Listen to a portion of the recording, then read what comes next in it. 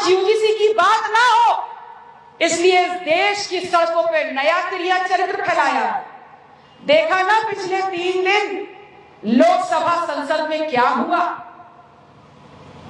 मैं पूरे दिल से समूचे विपक्ष को उनकी पीठ ठोकते हुए कहती हूं कि ये ना महिला की हार है ना पुरुष की जीत।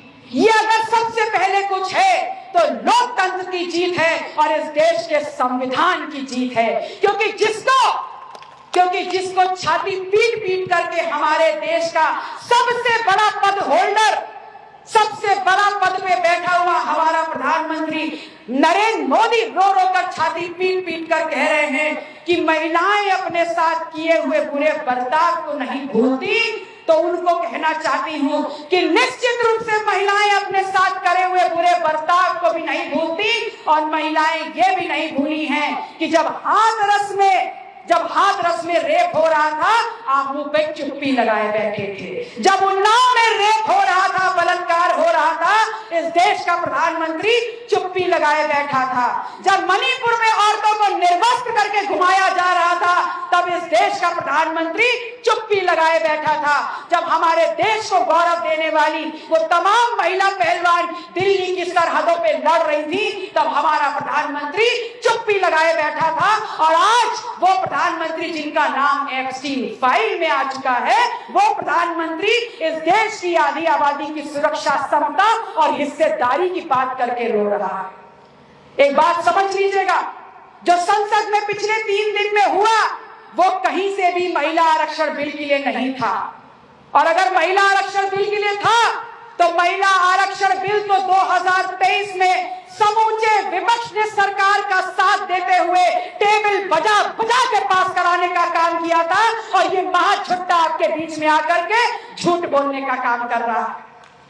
और जिसको उन्होंने पास कर दिया 2023 में, वो इस देश में लागू हो गया उस दिन, वो 16 अप्रैल 3 दिन पहले जब संसद की चर्चा चल रही थी, तो चुपके से भारतीय जनता पार्टी की केंद्र में सरकार ने 16 तारीख की रात को ये महिला आरक्षण बिल इस देश में लागू कर दिया। आप सब लोगों ने पेपर में पढ़ा होगा कि विमेन रिजर्वेशन बिल का नोटिफिकेशन जारी हो गया। तो अब कहां पर विपक्ष ने महिला आरक्षण बिल को गिरा दिया? वो तो इस देश में लागू है।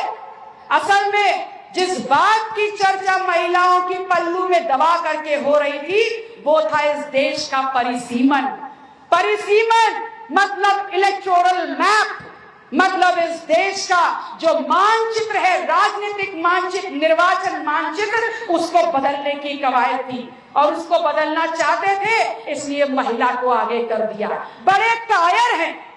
बड़े कायर हैं कि अपनी हर जीत के लिए हर बार महिला को आगे कर देते हैं। और जब लड़ते लड़ते महिला पीछे देखती है, तो ये तमाम भारतीय जनता पार्टी वाले अपने घरों के अंदर घुसे बैठे होते हैं। बड़े कायर। ये जो एक बिल जिसको रिजेक्ट किया गया, वो इस बात का था कि 543 इस देश में लोकसभाएं हैं, और जब तक इस देश की जातिवार जनगणना नहीं होती, जब तक हर व्यक्ति के, हर समाज का हिस्सा निहित नहीं होता, तब तक इस देश में आप परिसीमन नहीं कर सकते, सीटों का आंकड़ा नहीं बढ़ा सकते। हम चाहते हैं और समूचा विपक्ष चाहता है कि अगर ये केंद्र की सरकार महिला आरक्षण के बारे में इतना सोचती है, तो कल सोमवार है, बुला ले विशेष सत्र संसद भवन का और बोल दे कि जो 543 वर्तमान लोकसभा की सीटें हैं, उसमें 33% आरक्षण महिलाओं का घोषित करेंगे। हम पूरा विपक्ष सिर्फ 33% नहीं, 50% आरक्षण महिलाओं को देने के लिए टेबल बजा बजा के समर्थन कर देंगे।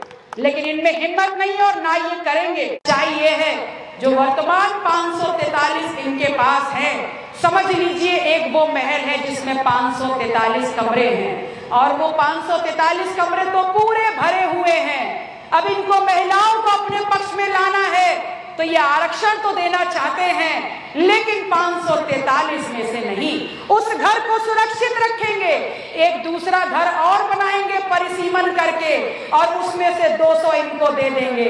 क्योंकि अगर वो 543 में से 200 महिलाओं को दे दिया, तो वो जो 543 में 200 जिनकी टिकट कटेगी, और जो पूरा पैसा कमा कमा के भारतीय जनता पार्टी की सरकार को दे रहे हैं, वो डंडा लेकर के खदेड़ देंगे अपनी विधानसभाओं से।